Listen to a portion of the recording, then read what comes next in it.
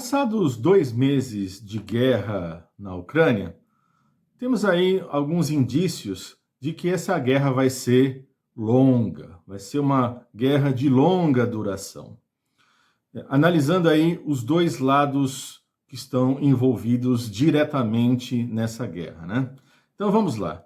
De um lado, você tem aí a marionete da OTAN e dos Estados Unidos, que é o presidente Zelensky, que de jeito nenhum vai dizer que o país vai se entregar. Ou seja, tanto é que, completando aí 2 meses de guerra, que foi nesse domingo que passou, ele mais uma vez pediu armamentos pesados para a OTAN, né? E nós sabemos que não tem como entrar no país aviões, tanques de guerra, portanto, você vai ter armamentos, vamos dizer assim, aqueles que você pode deslocar rapidamente, seja armamentos de mão ou algumas coisas de pequeno e médio porte, né? Então, vai continuar aí, portanto, com esse trabalho de formiguinha de resistência, né? E, obviamente, tendo dentro de si a extrema-direita, que é o batalhão Azov, como uma organização paramilitar que faz parte agora do próprio Estado ucraniano, né? Tanto é que o batalhão Azov concedeu até entrevista para o New York Times no domingo. Veja que agora o descaramento é total, né? Ou seja, a grande imprensa usa até imagens do batalhão Azov para divulgação, sejam aí os tanques com a pintura de Z, né? Parece que foi feito com brocha, né? Ou seja, meio tosco, né? E agora, literalmente, entrevistas para grandes jornais. Então, e não só isso, pior do que isso é agora utilizar as crianças lá na usina siderúrgica de Azovstal, né? Grande siderúrgica, uma das maiores da Europa, né? Que tem vários pavilhões, vários compartimentos subterrâneos, né? Calcula-se, não tem o número exato, mas deve ter ali de 1.000 a 2.000 pessoas, né? Ninguém sabe exatamente o número, porque os soldados, né, do batalhão Azov estão ali junto com as crianças, né? As próprias crianças querendo sair, ver o sol, mas estão ali, vão sendo mantidas ali, né? Então, enquanto isso, a cidade de Mariupol está praticamente em ruínas, porque, inclusive, é bom lembrar, essa é a cidade sede do batalhão Azov, né? Portanto, ela foi literalmente arrasada, né? Sobrou praticamente nada em pé dessa cidade, pelo menos na região central ali que é mostrado, né? A gente nunca tem as imagens completas da cidade, porque você não tem nenhuma imagem da imprensa independente e também não temos a imagem russa, né? Então a gente só tem, obviamente, as imagens de toda a cobertura ucraniana que é passado para os órgãos ocidentais, né? Bom, isso é de um lado. E de um outro, você tem aí o Putin, né?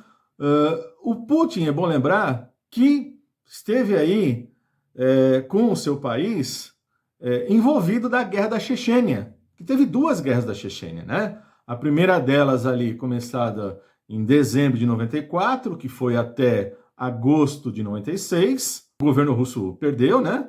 E depois, em agosto de 99, vem a Segunda Guerra da Chechênia.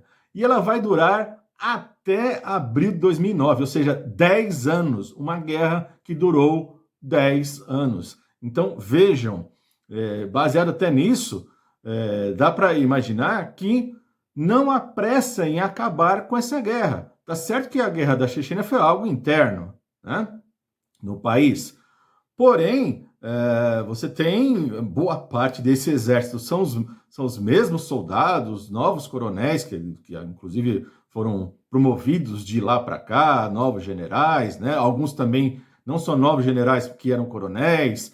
Enfim, de qualquer maneira, você tem muito do efetivo militar que pouco mais de 10 anos, né, que foi até 2009, né, portanto, nem há 13 anos, né, 12 anos e pouco, participaram aí da Guerra da Chechênia. Então, tudo indica que isso pode ser muito duradouro, né? Tanto é que, vejam só, no país de 40 milhões, que é a Ucrânia, você já tem 5,2 milhões de refugiados, mais 7,7 de pessoas que foram deslocadas de regiões para outras, de cidades para outras, dentro da Ucrânia. Portanto, você tem aí quase 13 milhões de pessoas que acabaram saindo dos seus locais originários dentro da Ucrânia, né? Ao mesmo tempo, passado aí esses mais de 2 meses aí, você já tem gente regressando, né? Tem já cerca de 800 mil pessoas que voltaram para a Ucrânia, mesmo com a recomendação, inclusive do próprio governo ucraniano, em não voltar, mas as pessoas têm lá suas famílias, têm sua vida, têm suas propriedades, e muitos arriscaram em voltar sim, né? Muito bem. Então, tudo indica, portanto, gente, que podemos ter aí um longo período. Claro que, enquanto isso, a indústria armamentista dá risada, né? Vai bem, obrigado, né? E claro, né? Quais foram aí as consequências mais visíveis pelo mundo, né? A inflação que se espalhou pelo mundo, uma vez que Rússia e Ucrânia juntos eram responsáveis aí de 30% dos cereais, né? Produzidos aí, sobretudo ali o trigo, né? Que é fundamental, né? Além de petróleo, de gás, né? Então isso trouxe inflação para vários países do mundo, inclusive o Brasil, mas no Brasil poderia ter sido bem diferente. Eu já expliquei num outro vídeo aqui as consequências no Brasil, mas graças a essa dupla Guedes e Bolsonaro, né? A coisa foi pior do que poderia ter sido, né? Então é só depois dar uma conferida aqui, tanto aqui no card, como vai estar na descrição desse vídeo também, né? E também indicação lá no final. Você pode, para quem não viu, ver lá como é que isso se repercutiu dentro do Brasil.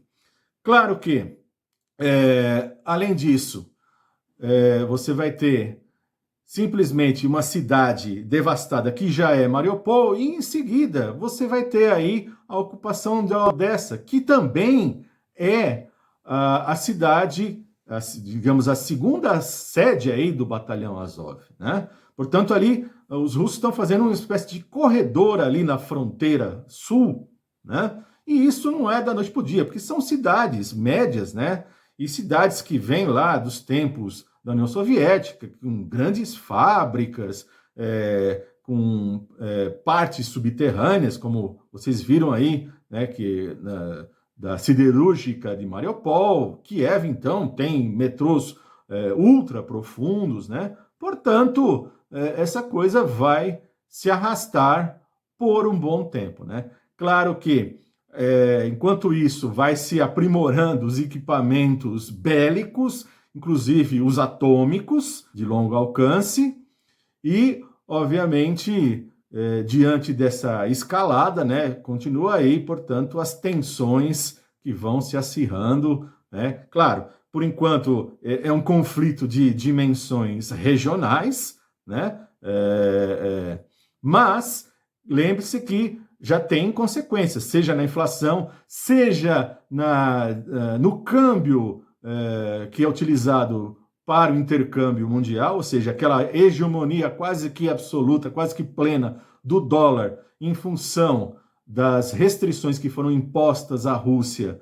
Agora você já vê países intercambiando em moedas que não o dólar, né? Era algo que os Estados Unidos agora vai ter que engolir, mas isso a gente vai acompanhar com o desenrolar do tempo, ok? Então é isso, gente. Quem não acompanhou os vídeos anteriores, temos aqui uma playlist, né, específica da guerra da Ucrânia, que nós vamos acompanhá-la até o fim, seja lá quando for, seja dias, meses ou até anos, mas aqui no canal nós vamos acompanhar isso. E dê o joinha e a gente se vê aí no próximo vídeo, e também escreva aí seu comentário logo abaixo. Até a próxima!